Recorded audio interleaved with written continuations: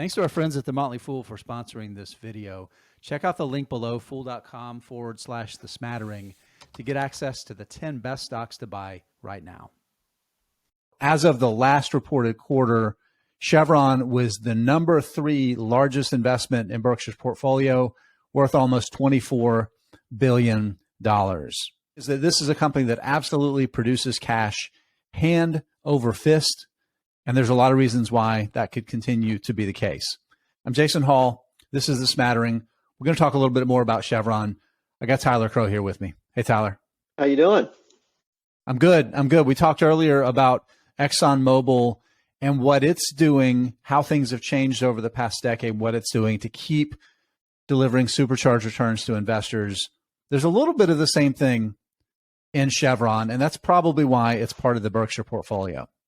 Yeah, like ExxonMobil, Chevron over the past decade really had that stare really hard at itself in the mirror and say, what are we doing here? Are we doing what's best for shareholders?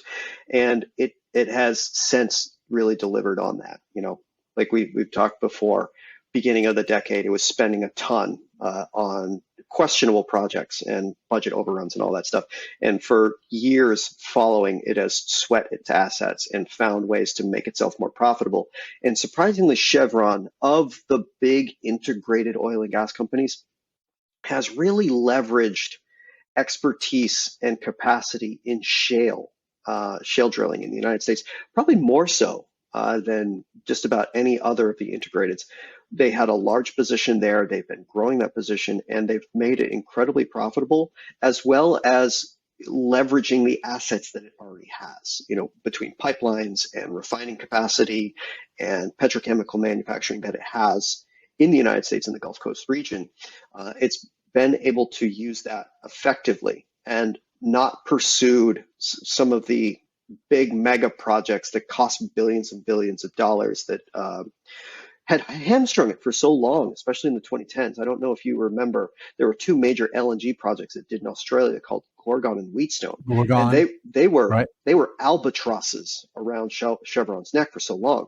But now that they're both operating, generating cash, you know, the amount of money that it needs to spend to maintain production, maintain its operations is considerably less on the capital spending side than it was. So you have a much more profitable business with a much lower, what they call break-even price, the amount, you know, kind of the price of oil that it requires for them to do what they want to do in terms of, you know, maintaining their business, growing their business slightly, and paying a dividend. It's around like $40 right now. And for some of its newer projects, it's even lower. And I think that's really important to talk about, because what that means is that, yeah, it made a ton of money last year. Oil prices were, for a lot of the year, a little bit higher than they maybe are right now.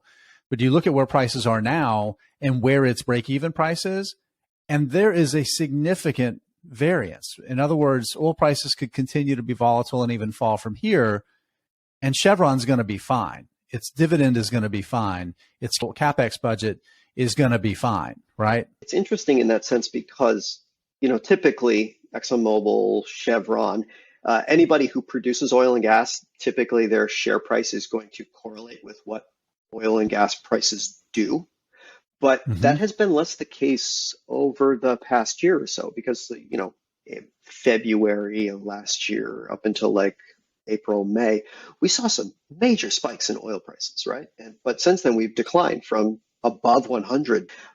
But over that period, you haven't seen the commensurate decline in share price that, you know, you would have expected, but hasn't been there. And I think a large part of that has been kind of the realization that these companies are immensely profitable, even in the $70 to $80 range, such that they can, you know, return capital to shareholders.